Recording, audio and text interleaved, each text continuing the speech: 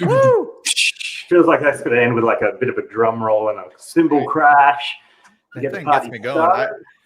I play that during my workouts. Oh, just on a loop. It's on a loop, yeah. Yeah. Very short workouts. It's just the 30 seconds of, all right, time to get started. We'll get the heart rate up and ready to go. Every exercise at once, you've got dumbbells in this hand and you're sprinting on a treadmill. Yeah, it's efficient to the max. What's up, guys? How's everybody? I'm gonna hop in here on my phone and see what's going on. I should have shared this to FBA today. Oh, I can do that real quick. Yeah, let's make that happen. Let's get in there for the FBA tees. And how is everybody at home as well? I am well. Throw in the comments. Put your name in the comments or a shout out from where you are in the world if you want us to put you on the screen and recognize you. Yeah, that'd be. We don't do that enough. Can we actually bring someone on to talk? We've always tried to do that. Every time we do a show on any kind of platform, we always try to do that, and it never works. Yeah, we need some kind of weekly guest, don't we? Instead of, you know what's wrong with us? What's the Three Musketeers right here? Come on. You know, we'll see. When the people stop coming, we'll stop coming, but we will be here until they stop.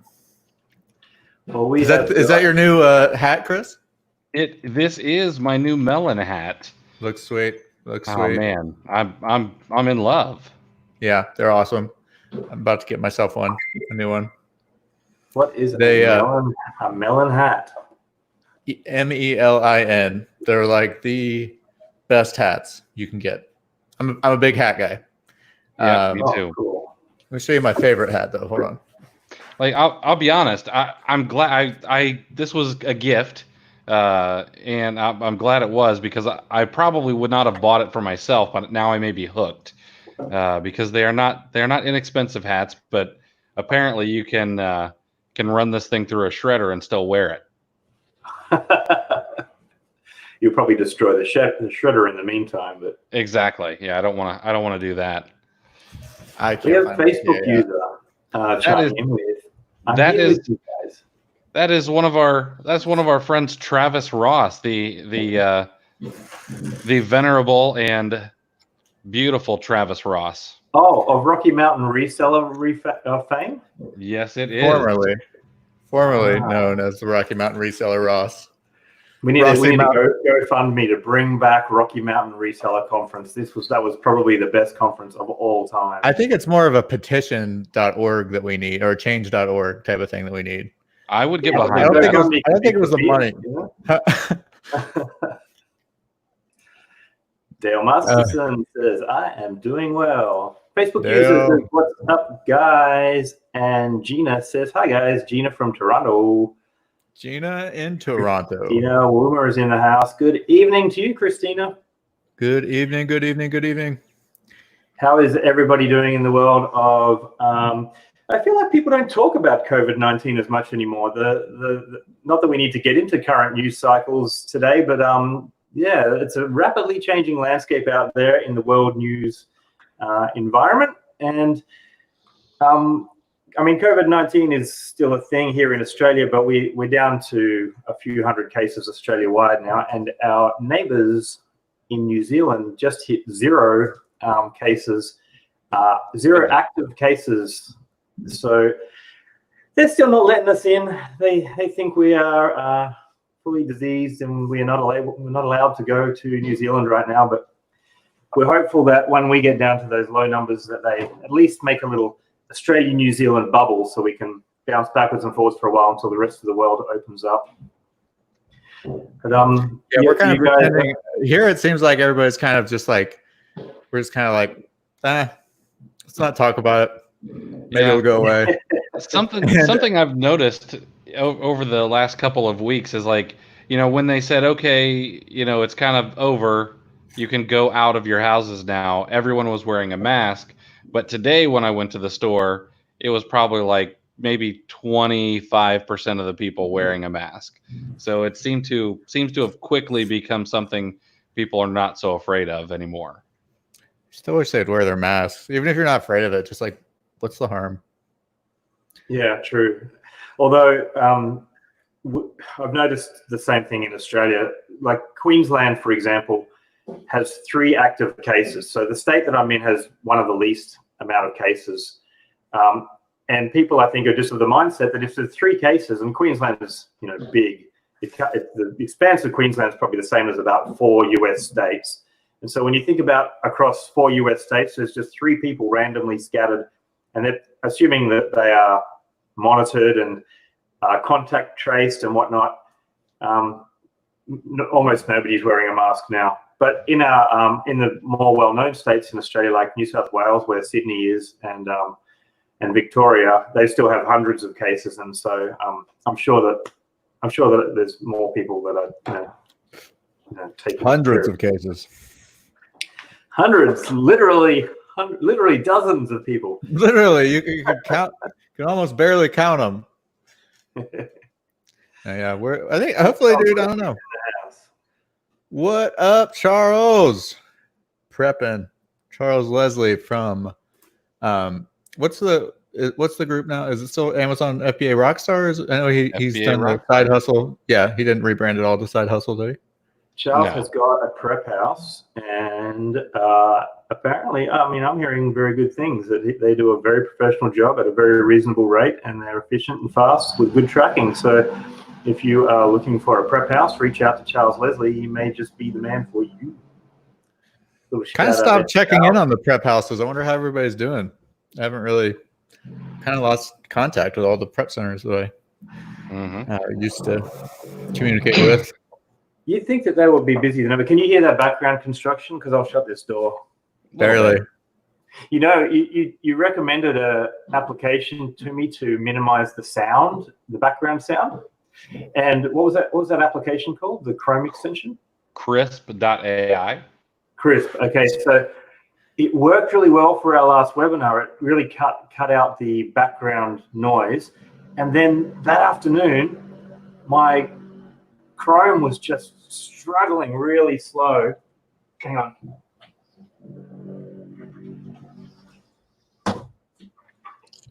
And Chrome was just struggling really, really slow. And I had all my developers sort of working on it. We thought it was a website issue, and we were all diving in going, oh no, the website's got some kind of server load and all the graphs look good. And we eventually worked out it was Crisp. So we think it was Crisp, because as soon as we deactivated it, everything just returned to full-blown normal speed. So I don't know how that conflicted, but it is incredibly powerful for what it does for a Chrome extension. When you think about all the stuff that's going on to actively mute sounds, crazy.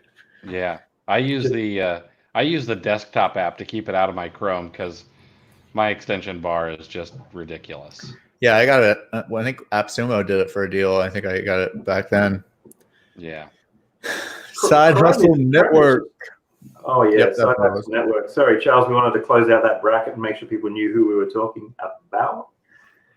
But Chrome is just a memory hog. Hey, I've just ordered it. I've got 32 gigabytes of memory, and I guess I have too many Chrome tabs open at any one time because I feel like I'm always pushing the boundaries of what Chrome can handle, or what my entire computer can handle if Chrome is open. So I've just ordered another 32 gigabytes just so I can manage Chrome better. I don't know if everybody has that same problem, but I just feel like Chrome is a massive memory hog. It is. It can be, yeah.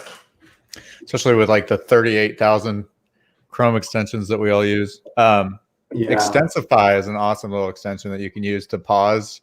So you like break up your extensions into like segments. So I'll have like one for Amazon, then I'll have one for SEO, and then I'll have one for design.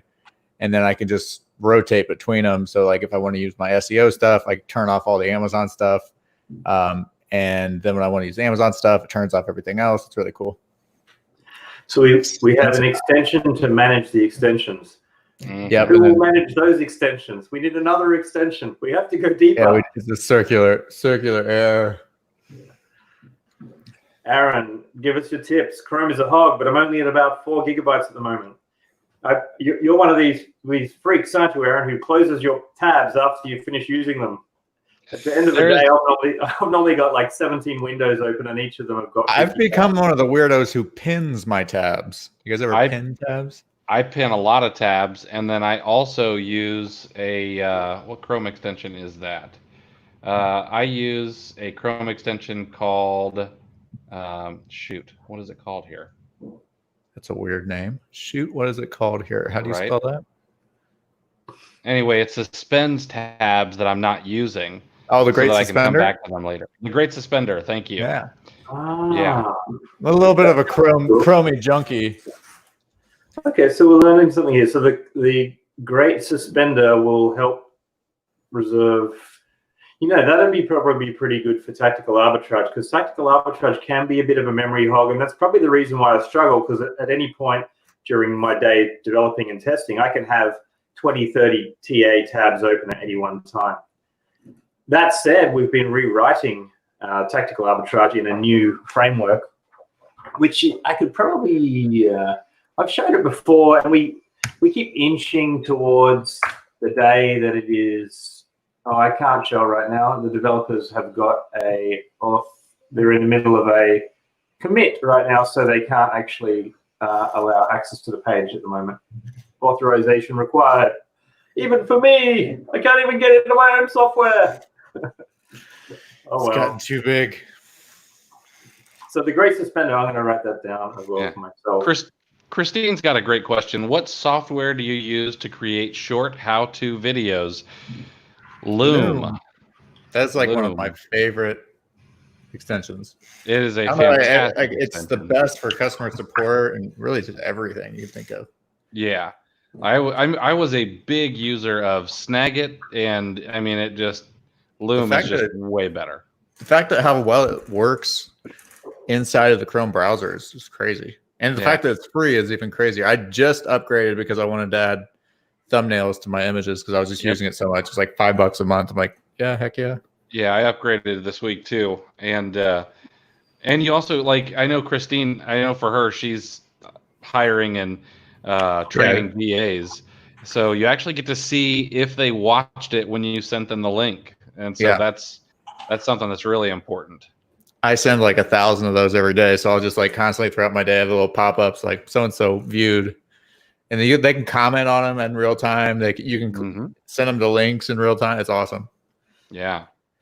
We get asked a little bit what we create this show with as well. And this show is done with StreamYard.com. Thanks to our good friends at StreamYard. Yeah, you just point it at your Facebook and send an invite link to your mates, and off you go. Pretty simple. I remember when OBS was the only thing out there you had to use, and you had to get encoders and all of this stuff, and it's still all crazy your streams and the new Facebook Live interface is pretty sweet. If you have a group, the stuff that they're doing inside of it is pretty much replacing Be Live. It's not replacing StreamYard because it doesn't stream to YouTube yet, but does a really good job inside of Facebook groups. My guess is they'll never let it stream to YouTube. No, they would never do that. It's why they don't let you. They don't. I mean, they don't let traffic leave Facebook anymore, at all. Unless you're paying for it. But maybe it'll link through to Instagram or something like that. Yeah. Facebook's Instagram, right? Sort of. Yeah, that's pretty possible. It's Instagram by Facebook right on when you open the app. Instagram. And WhatsApp is also, I guess you can't really stream to WhatsApp, but Tyken Kai says hi. Oh, hey Tyken. And we have, don't make me pronounce this, Ndubusi Ubendu says, I'm from Calgary. How you going, Ndubusi? Calgary, and what was the other one? Ontario? No, Toronto. Toronto. So while I've got the Canadians in the house, make sure you send through those sites that you want to see added to Tactical Arbitrage. We have about, let me tell you exactly how many. It changes all the time because sometimes sites go in and out of hospital.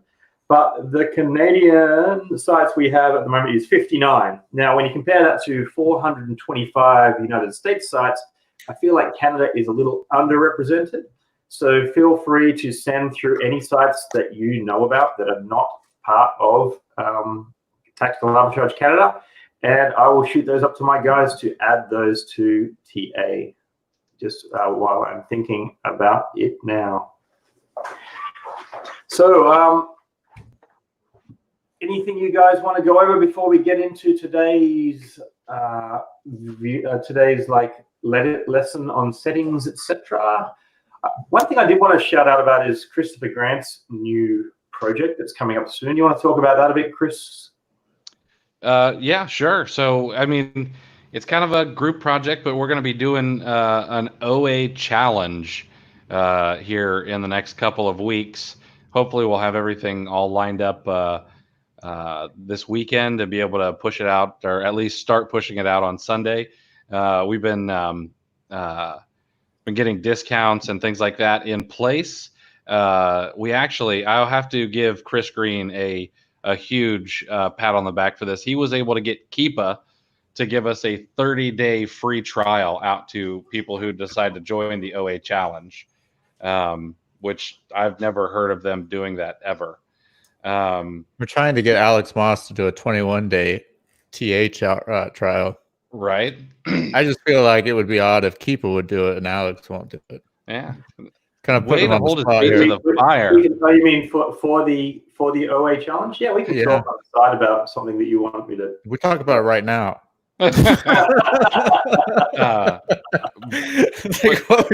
Alex, you wouldn't say no to people, would you? Not to their faces, right? Well, there's only 31 people in here, and I can edit this later. So I mean, that's right. Essentially, we're going to be doing 14 straight days, every single day of live OA information, answering questions, and so it's going to be like a soup to nuts kind of thing. Whether a what? You know, if soup to nuts. That's a saying. That is a saying. Absolutely. Yeah. I have never. You've never heard soup to nuts? I am Googling it. You keep talking while I Google this. Is it like a soup? It's an American English idiom that conveys the meaning of from beginning to end. So the nuts are the last part of the meal? Is that what this is? I guess so. Is it like a super astronaut? I mean, I think maybe like soup to cake or soup to starts, and then I don't know. Maybe back in the day, like nuts were a dessert. I mean, kids got oranges for Christmas when in the 1920s. So who knows? All right, here. Nuts. Okay, it says Soup to Nuts is an American pre-code feature film. Nope, okay, that's not it. That's not it. All right, I'll keep looking, but keep going. Sorry, talk. Nuts is an American English idiom that conveys the meaning of from beginning to end. It is derived from the description of a full course dinner in which courses progress from soup to a dessert of nuts. You guys want to hear something? A dessert food. It's not.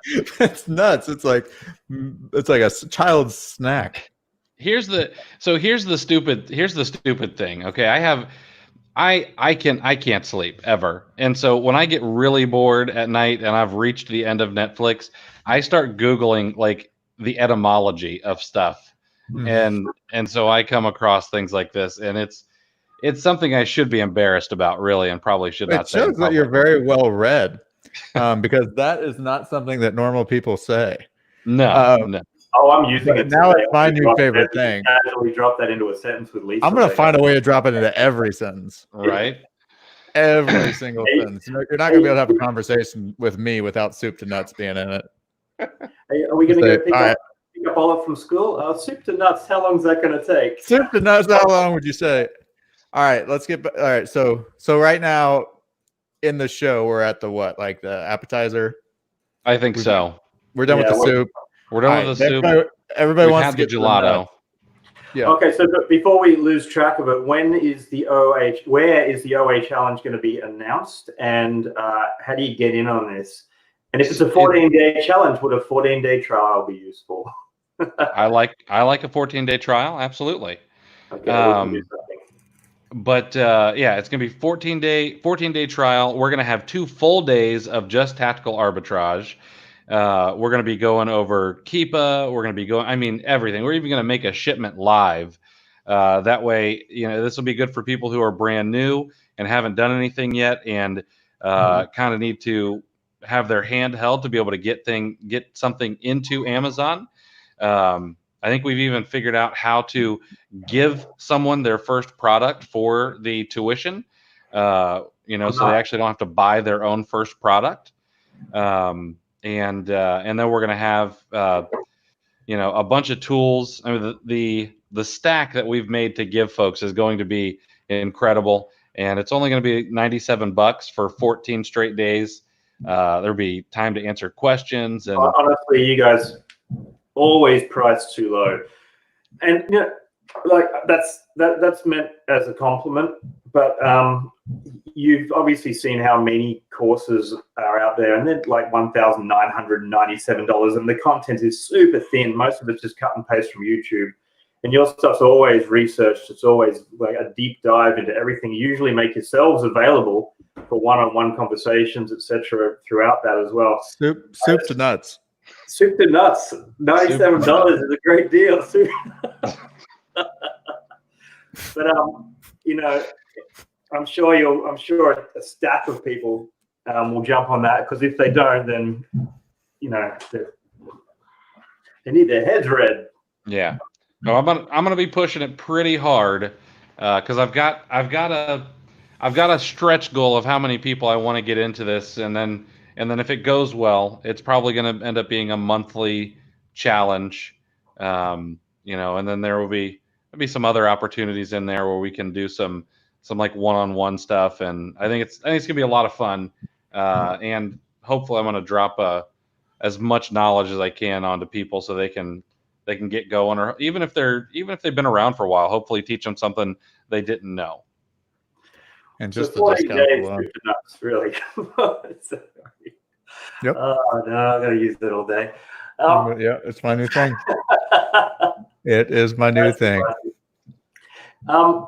Speaking about good value, before I move on, I wanted to talk about, we commonly get asked about where to find videos on how to operate tactical arbitrage.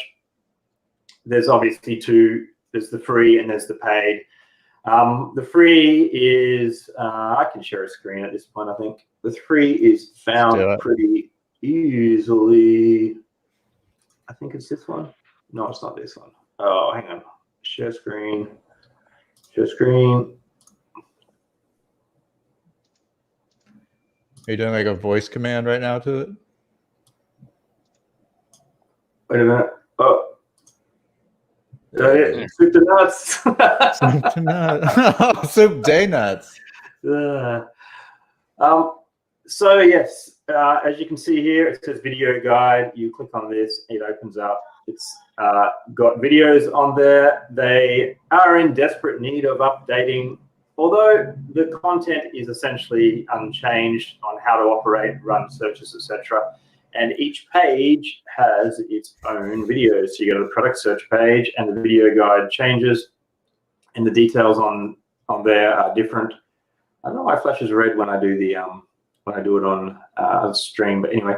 And there's a different set of videos there for product search as on other pages. So they're the free ones, but I always recommend anybody who sticks with tactical arbitrage more than a hot minute and says, this is what I want to do, that they go even deeper and fast track their success by getting into Tactical Academy. So the Tactical Arbitrage Academy, which I thought for once I will bring up the page for, has got another ton of videos, not just videos about each individual type of search, but it's the tips, tricks, and tactics. And plus, one thing that Chris does, which is leaps and bounds above what my own instructional content has done, is he keeps a very, very good track of every recently released feature as I release it.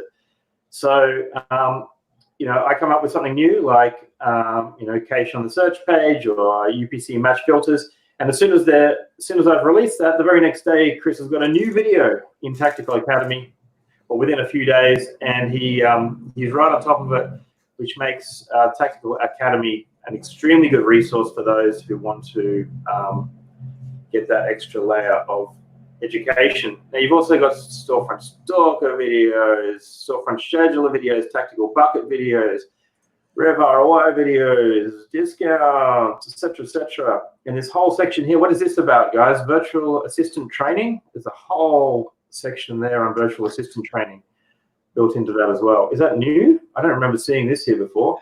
It's actually really old. Probably needs updating. That is it's a free add-on that we added. Training and hiring VAs. Oh, that's cool. Still. So yeah, if you do dive into Tactical Arbitrage in a big way, I recommend you get across to tacticalacademy.com, which I'm going to paste here. Tactical-Academy. Yeah, that was important. Yeah, the people that own tacticalacademy.com wanted like $1 billion for it, so we told them, nah, we're going with the dash. Yeah, just gonna roll with the dash. Let me guess, tacticalacademy.com with no dash is for a boot camp or something like that. I don't think there's any site there. I don't think they're doing anything with it, but they wanted like $20,000. Yeah, not worth it. Yeah, just dash. It's just for sale. That's all. Yeah, anyone that really wants to be a student will find it. It's mentioned enough. Yeah, you Google Tactical Academy, it's us that pops up, not some site for sale. It would be a good site for like a outdoor store, Army Navy surplus type of deal. Mm-hmm. Tactical Academy, or no, like I don't know. It's a good domain. Like a prepper academy, like a survival academy. Yeah, it would be great. Yep. It'd be good. I'm just waiting for someone to make Tactical Dash Arbitrage now and throw the whole system off. Yeah. I've got tacticalarbitrage.net. Soup to nuts, where are we? We are at the middle of it. Yeah.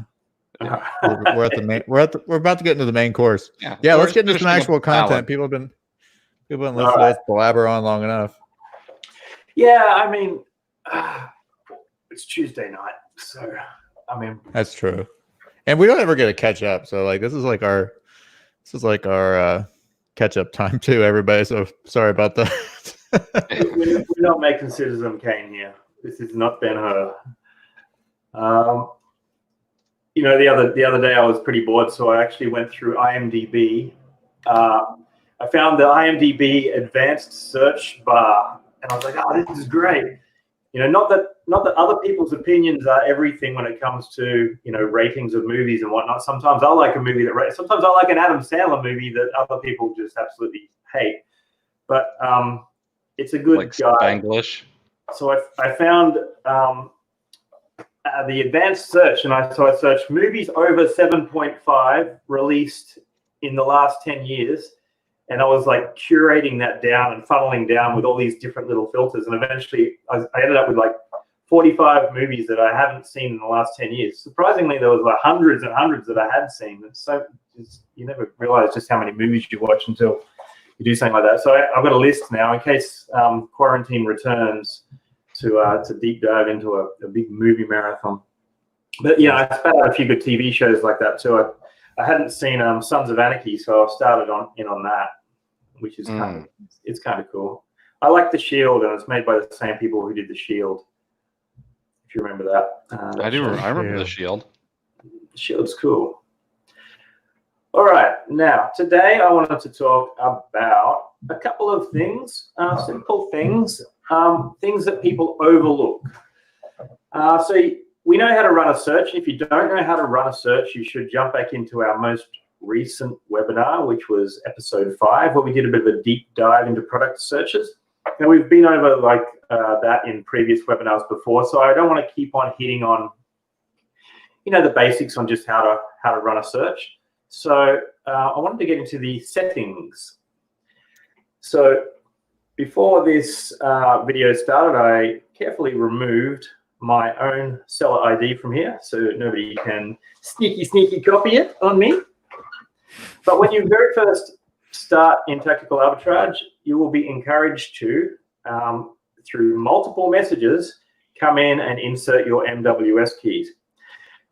Why do you need your MWS keys? Well, for starters, if you don't have your MWS keys in there, number one, your view inventory page will not be operational. Number two, your always be scanning page will not be operational, which essentially gets you deals for no work at all. Your product searches will only run if you're drawing on cached results. It will not get you any new information, so all your results will be old, and so on. You won't be able to update data with new data. There's a lot of basically the system will remain crippled. Now, so we need that for you to get fresh data, and essentially it is step-by-step information. Now, most people have already done this, but there is a surprising number of people, somewhere along 15 to 20% of people, that never enter their MWS keys. And we get messages from these people 6 weeks later, even though there's big red banners on the screen that say you must enter your MWS keys to run a search properly. Even though it clearly says that everywhere through the system, we still get messages from people saying, can you please check my account? It doesn't seem to be getting any information in the always be scanning page. And then we go in and we see that they haven't put their MWS keys in there. So simple stuff, but that's the keys section. There's keys for different countries there. There's also other keys. Now, I just showed my Walmart keys. That's okay. I can just refresh those after this. It is a little blurry. Somebody will really have to work to get them.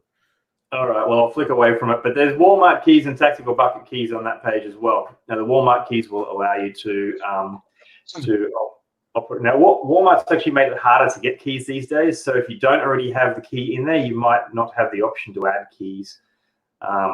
Because Walmart is making it harder and harder for people to get keys. Essentially, all that does, though, is it gives you two types of searches for Walmart.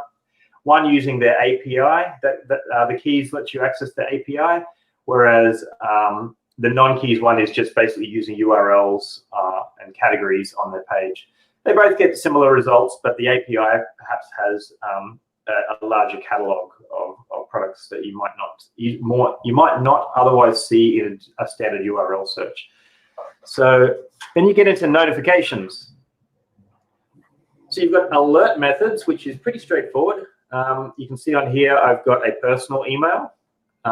Feel free to shoot me an email. And then my personal phone number. Feel free to not give me a call. And there's the options there to enable the search email notifications on or off, enable SMS notifications on or off. Mute those notifications for SMS while you sleep. Feel free to do that because you might not want your now the kind of messages that you're going to get there is like a product search has finished, for example. So let's say you have 4 searches going at once and maybe you've named them. So you might say target toys search has now completed. So you might get that message and the notification mute will stop that message from coming in at 3 a.m. There's a sound notification as well, which is just basically an audible sound on the screen. You can also now attach the download data to a notification email. So if a search like Target Toys has just finished, it'll export a CSV and shoot that through to your email as well if you have this set. This is particularly handy for people who manage their stuff in that manner, or if the virtual assistants are running stuff and you keep an eye on your email, you can see that something's finished and comes through your email. Auto updates. This is really underused, and anybody who is a seasoned Tactical Arbitrage user 100% uses this. Basically, what this does is if you set enable product and reverse saved lists, auto updates, and alerts, a bit of a mouthful there, but it tells you on the little question mark, enabling this feature will activate an automatic updating of specific saved data folders that you assign, and it'll do that daily, alerting you when products suit your profitability and availability criteria. So you put a bunch of replenishable style products into saved folders, and they may or may not be in stock or profitable at the time you add them to the saved folder. But you would like a notification when Clarins makeup size, whatever, 24-ounce Clarins makeup, that'd be a pretty big makeup, has become available. Let's say it's got an ROI of 36%, but it's sold out over at Walgreens. So you want to know when that is in stock again. What this will do is it will shoot out a probe multiple times a day, depending on how many you go to search. So for a selection of over 4,000 products, if you put saved folders in there that total over 4,000 products, auto update will not work. 3,000 to 4,000, it will check once a day. 2,000 to 3,000 twice a day. 1,000 to 2,000 3 times. And under 1,000 products in the saved folders, it'll check it every 6 hours for you and let you know if anything has changed. And there'll be live checks. So it'll be checking, let's say if there's a sale on at Target right now and you've got this checking 4 times a day, when that sale goes live and the ROI becomes positive and the products become in stock, you're going to get that email to let you know, or SMS actually, to let you know that there is something tasty in your inbox, a deal there to be had, and maybe to jump on that. And so people who've got this set up that are going to see those deals before anybody else. Now, something else that we added a little while ago, we didn't really kick up a big hullabaloo about it on the Facebook groups because we had a bunch of stuff on at the time, but definitely worth looking at. Sometimes people like to use cache. In fact, I recommend it. Everybody recommends it. All the training says use cache. You'll get results on your view data pages faster. The auto update view data basically says update any positive ROI products. So anything with, let's say an ROI of 1 or higher, positive, as they are added in view data if the last update is older than 12 hours. Okay, so you've used a 10-day cache and you're scanning something which isn't updated that often, like maybe you're in one of the lesser searched categories of big bad toys, for example, and something appears with a positive ROI from a cache search from 4 days ago. So the system's going to recognize that 4 days is older than 12 hours. And so as it gets added to view data, it's going to do an update on that. So you've got the most up-to-date calculations right there on the view data page if you have this ticked. So that's a pretty handy little thing to know about. Now on this auto updates and alerts, you can also use set discounts. So the set discounts is this pop-up page here where you can basically set any site discounts. Currently, I'm auto-populating this with cashback offers, and you can also set base sales tax as well, and that is global, and you can do that individually as well. We did have a little error in here where typing 4.7% in here was actually adding 4.7%, for example. This is just a random number to all the countries. So my Australian searches were also giving me a US sales tax of 4.7%, but that's all being fixed now. Searching, there's a bunch of settings in here that are very good to know. I'll try not to drag out, but feel free to shoot through any questions as I go. So there is the cache. Now this cache is also operational from the top of any search page. You can see set cache at the top of the page here. So you don't need to worry about that too much because it's in here because it's also on the search pages. Search filters. Now this is whether you are a fulfillment by Amazon seller or a merchant fulfilled seller. That will affect the way your fees are calculated. Registered for small and light. Some people are registered for small and light, and in these circumstances, the fee structure is slightly different. Now, it's not always easy to make a profit on small and light, but to know whether or not you can make a profit, you need to have the right calculations coming through on your tactical arbitrage page, and that's why we've added in the register for small and light functionality there. And that's actually not for every country, but I believe it is for US, UK, and Germany. I might even say it on there. In fact, I've got to put something in there. Title and image match. Okay, this is cool. Like if you go to view data, the things that will get sent through to this page here, you can see how match quality we've got, say 100, 189, for example. So over on the settings page, we are saying that, well, that's too much to read, so I'll explain it.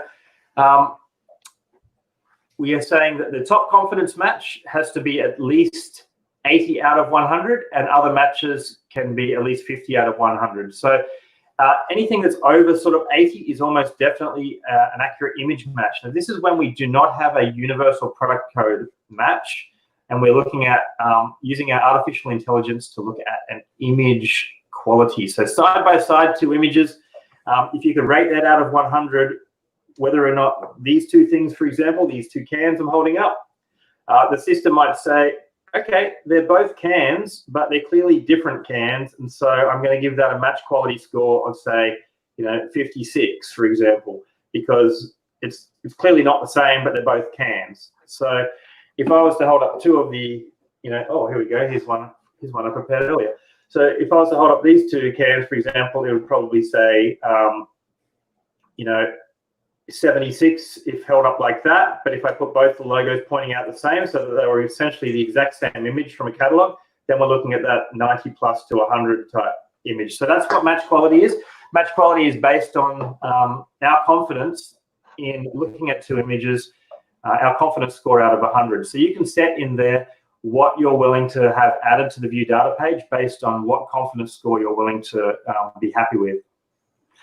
Domain search sets, I don't think a lot of people use this, but some people do. If you're, let's say you have a virtual assistant, for example, and they're kind of new and you don't want them to get too confused by 469 United States domains, you can go in there and basically just select all of the, say, the pets domains and say, okay, you just want to search pet stores today. I've set it all up for you. All you're going to do is go into product search and just the domains that are appearing here.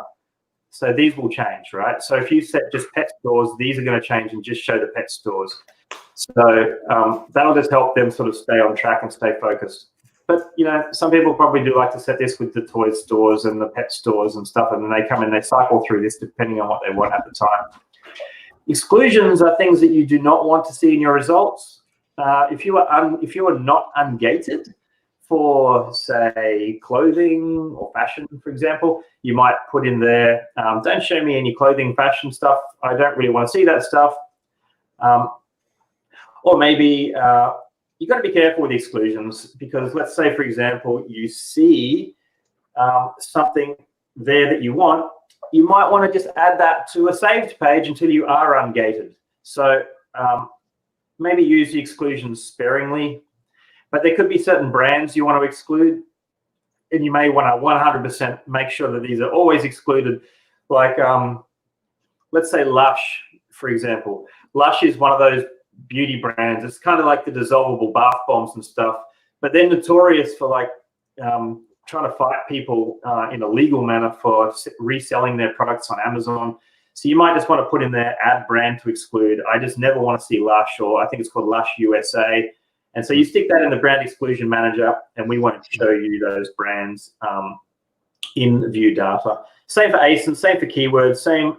Reverse search domains is a bit different. So let's say reverse search domains, normally we'll look at an ASIN and then we'll reach back into our network of domains and have a look and see, see if any of them are a match with the ASIN and which ones have got a product in stock. Some of them aren't great for reverse searches, and the one that springs to mind is eBay. It might sort of make a connection with an eBay listing, and sometimes the eBay listing might be for an expired listing, because eBay auctions are not as, they're more dynamic. Also, prices can change on eBay as well. So that might be something you might want to exclude from your results in a reverse search. So that's where you can sort of add those exclusions in there.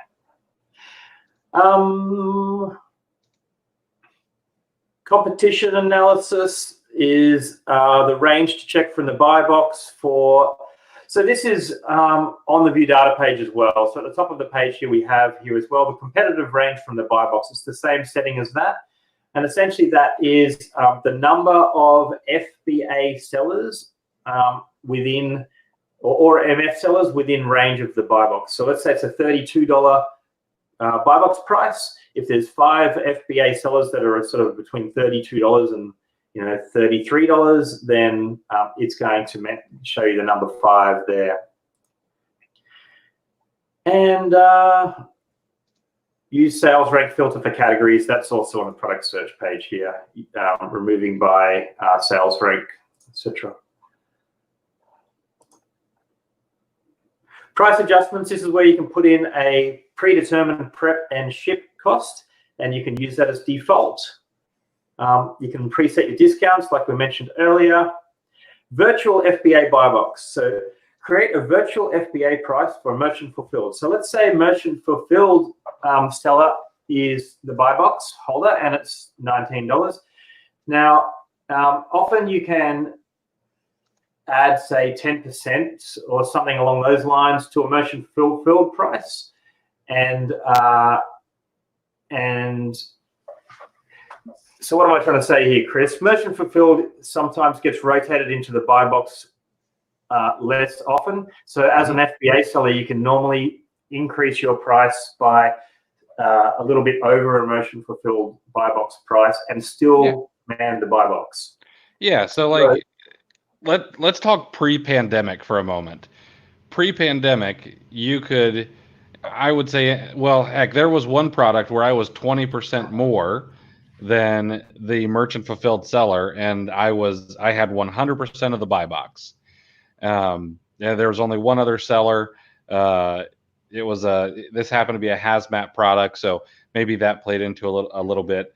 But typically, I think 2 to 4% above a merchant fulfilled seller, you should be able to get the buy box. And then we also need to remember that people with Prime memberships, I'm one of the people who does it. If I go to buy something on Amazon, I'm clicking the Prime only filter because I don't want to deal with, my wife does this a ton. She'll go to find something and she finds the great one, and then it comes from China, and she just didn't realize because she didn't click the Prime filter. So I do that, and a ton of other people do as well. I think it's like 60 to 70% of people use that filter exclusively. Oh, nice. So that sounds right. For that reason, that's worthwhile. So basically what that does then, let me just show that again. What that does is it creates a virtual FBI buy box. So if it sees merchant fulfilled, it replaces that price and all of the calculations and return on investments by the percentage increase. So if it's $20 and you've got that set for 10%, then it changes that merchant fulfilled buy box holder to $22 and calculates all the ROI accordingly. So there's a few different options there you can select from as to how much you feel comfortable with in your mind as being the correct amount to increase by. But, I think sort of, 8% is probably not unreasonable there. Viewing limits. Okay, this is all pretty simple stuff. This is just number of lines on viewed data. The day range in the history chart by default is one of the most commonly used ones there, and that basically is reflected here on how many months we sort of show there by default in the history graph. Now, other little settings that you might want to dive into on this page, you can manage your columns and you can save these column settings. So if I was to move source to second here, it's going to switch it. You saw a little switch in the background there. And then I could save this as, source second. and I could save that there, and then later on I can select a save style. So this is really cool if you've got, again, VAs and you like your layout a particular way, they like their layout a particular way, you can select different save styles here and you can rotate between them depending on who's using the software on the day. You can also do the same thing there with column filters. So you can either do a bunch of settings on here and set this up a certain way and then jump on in there and save it, or you can set a bunch of filters in here and jump on in there and save them, and once again you can set those filters as you like.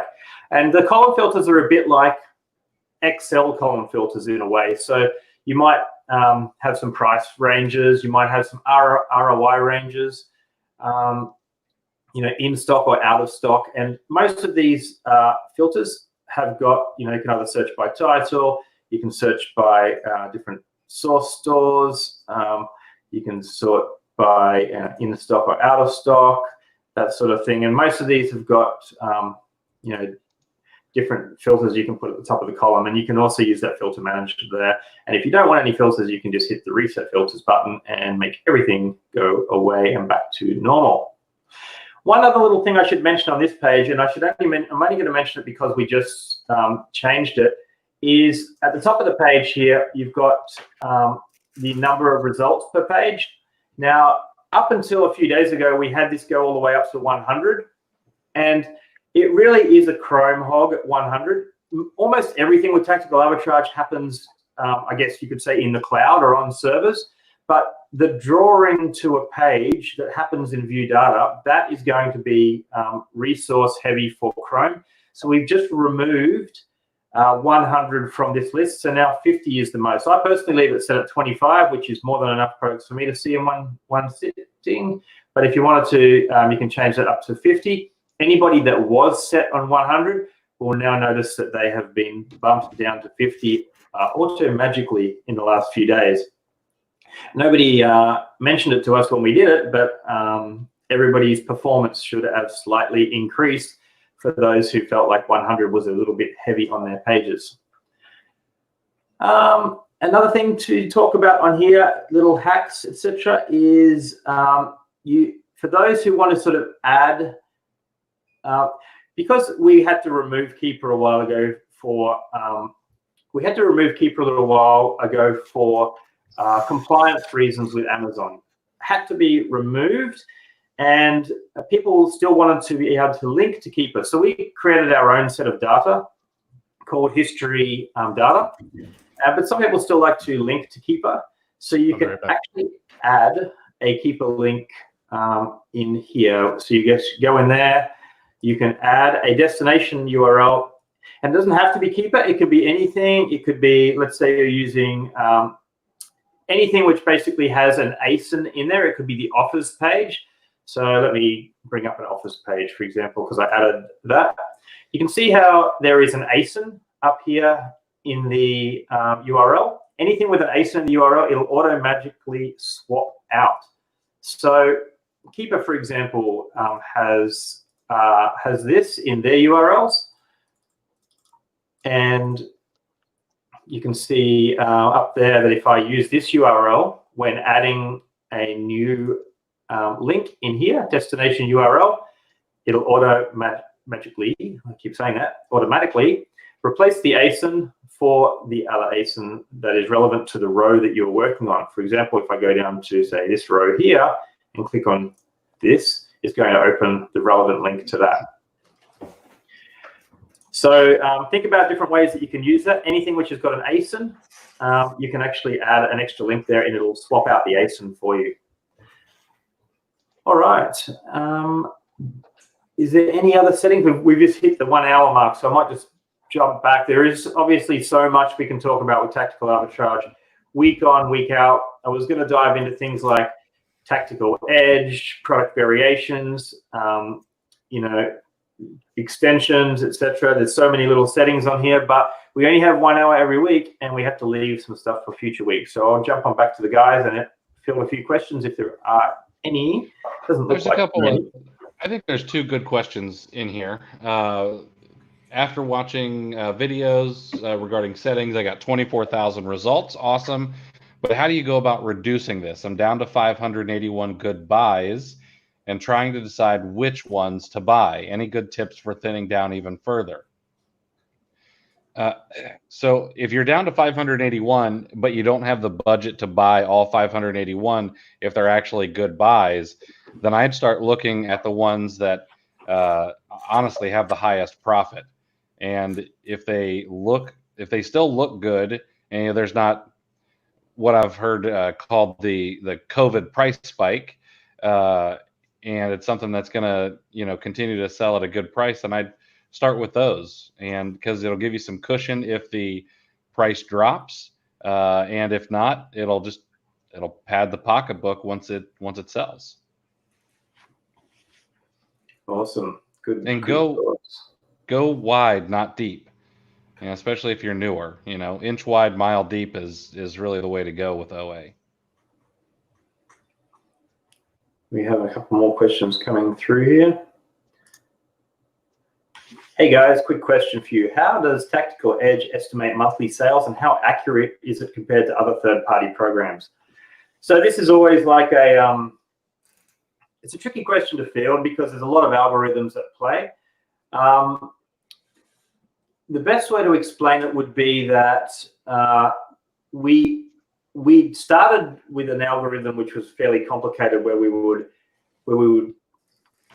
count whenever the number of stock levels for a user would go down. So let's say they had 581 in stock, then it was 580, then the next day there was 578, 576, and then they might restock and it would jump back up to 840, and we didn't count that. We would only count the declines.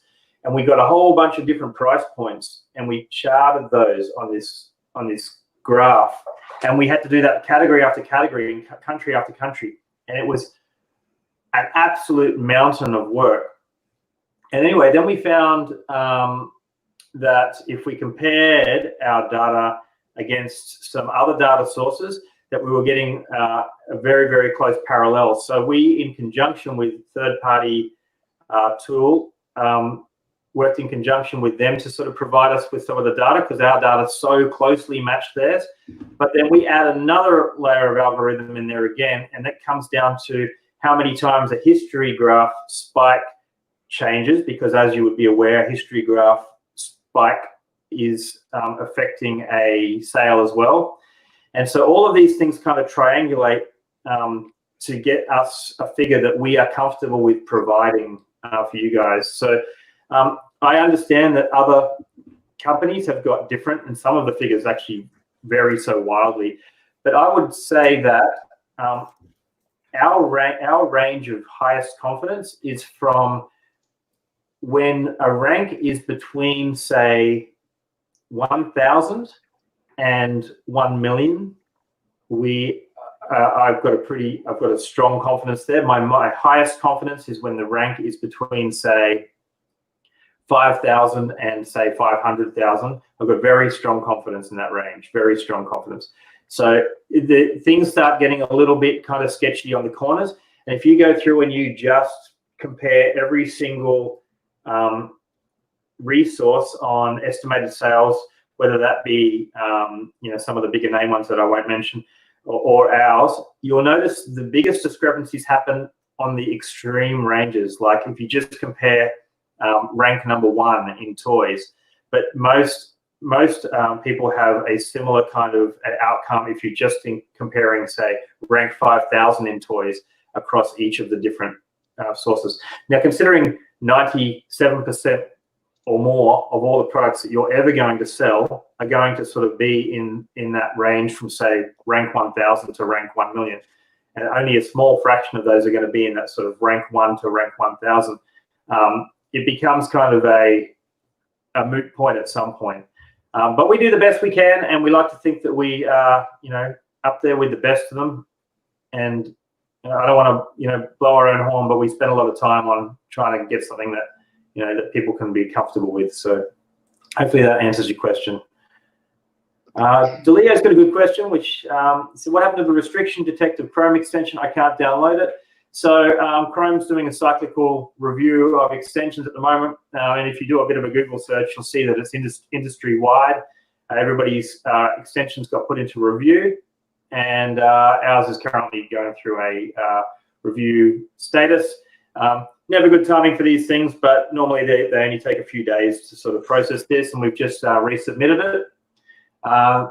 They had a, what did they had? They wanted us to update some privacy policies. I don't know, some internal stuff anyway, but we did all that and we've resubmitted it, and hopefully that's all they need to finally re-push that one. Anybody, of course, who already has restriction detected on their computer prior to just signing up now, it's not going to affect that. It's only for brand spanking new downloads. So apologies if that's affected you, Delio77. Google has gotten, I mean, they were too lax on their security protocols, and some people got burned. So now I think they're overcorrecting. And I know with our extensions, like I had to deal with a few of them. It was a real pain in the rear end. Yeah, it can be a bit of an uphill battle sometimes, but usually when you've gone through the processes and then you've been given the big green light, then they'll leave you alone again for the next year or so. So we just happen to be in that little spot right now where, I'm hoping in the next couple of days they give us the tick and that's not an issue anymore. But nice catch, Delio. Chris has got a message. I recently got a max limit warning. Is the view data category in the view data right vertical menu choice a collection of every search result? So if I delete an old search, will that reduce the total item count and get me under the max? So just popping back here for a second. So at the top of the page here, it says here I've got 18,107 items. The page supports 60,000 items maximum. You might have less than this. You might even have that if you are a member all the way through April. You've probably got the loyalty upgrade there, which we recently applied. And each of these different results have got different amounts. I can see that this Canadian search here has products checked of, there's 45 products were added, so that only accounts for 45 of the 18,000. And then this target search has 6,895 of that, and so on. You can, of course, delete the results from one search, and that's one way to do it. Speaking of searches, one thing that people do sort of overlook sometimes as well is the ability that we added recently to schedule searches. So if there's a search that just got you some good results and you feel like you'd like to rerun that search periodically, you can kind of automate that these days. Go on in here, this target search, for example, I can save this search. It'll appear in the save search section, and then I can set that to auto run. So auto run, I can set this to run one time every week at a certain time of the week.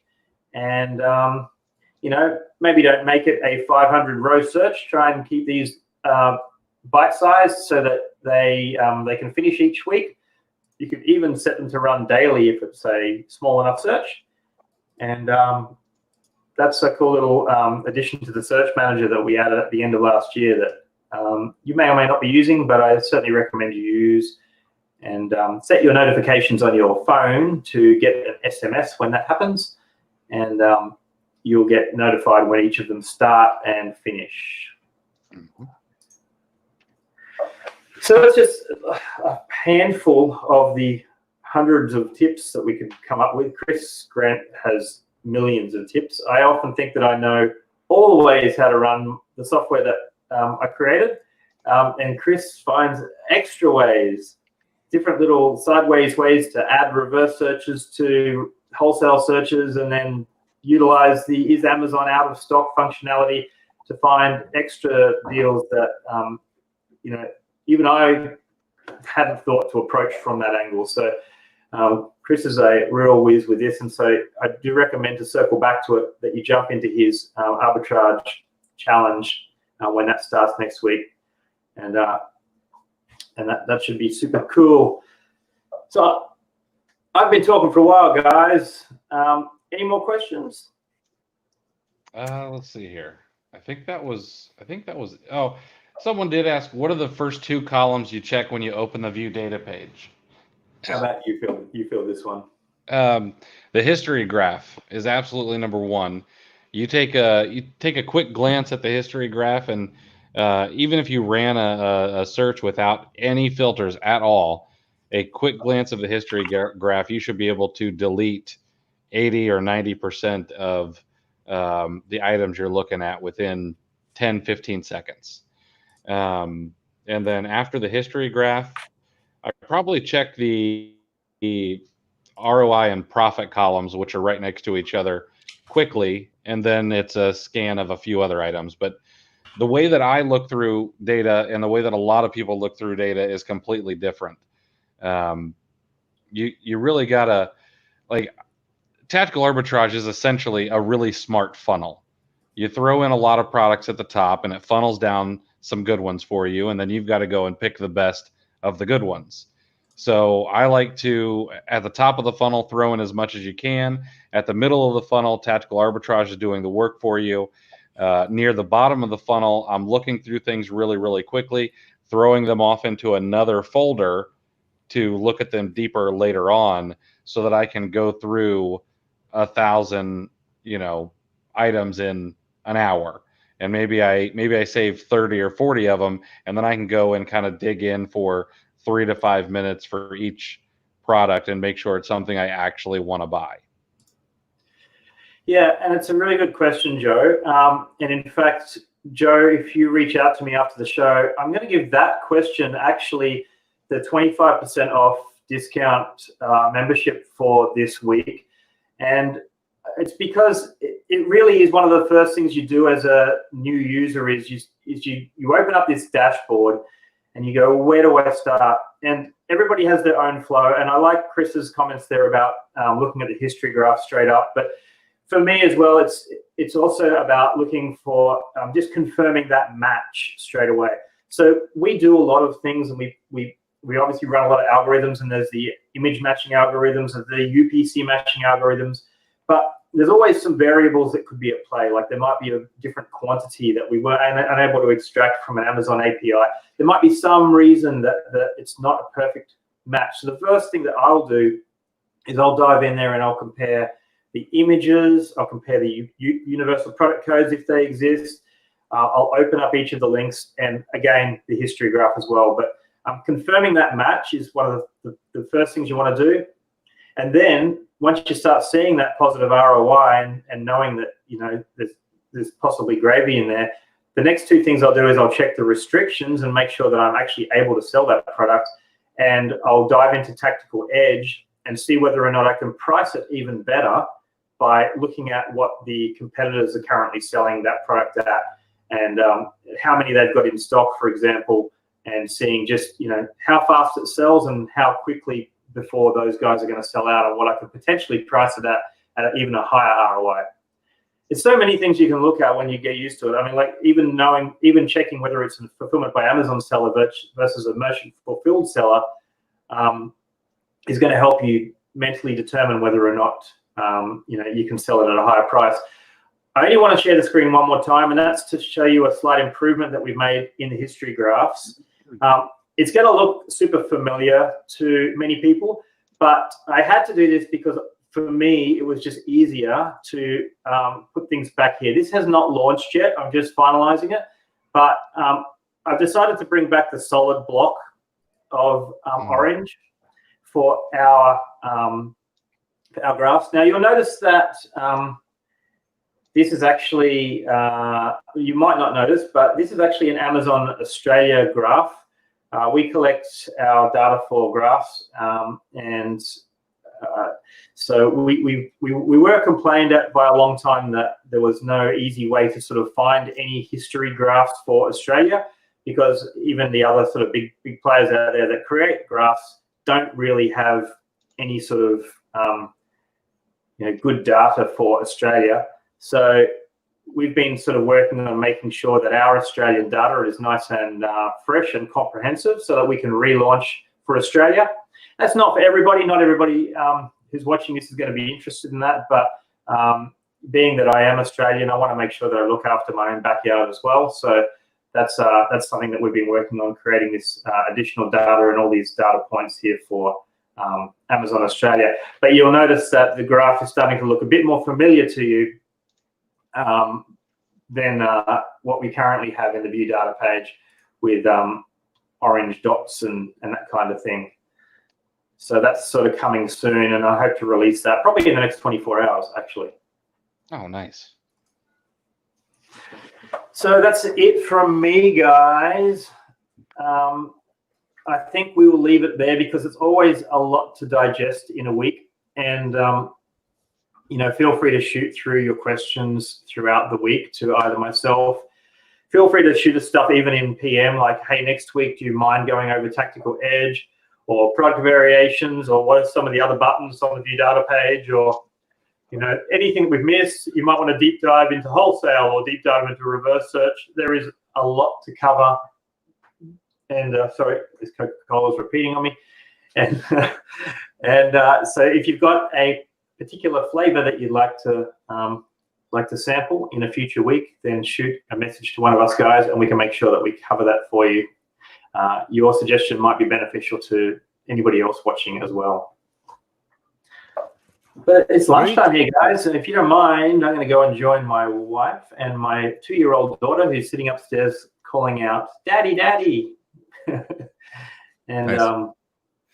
And get back into things. We do already have a request here for Tactical Edge, and so that might be something we jump into next week here. Thank you, MQ01 from YouTube.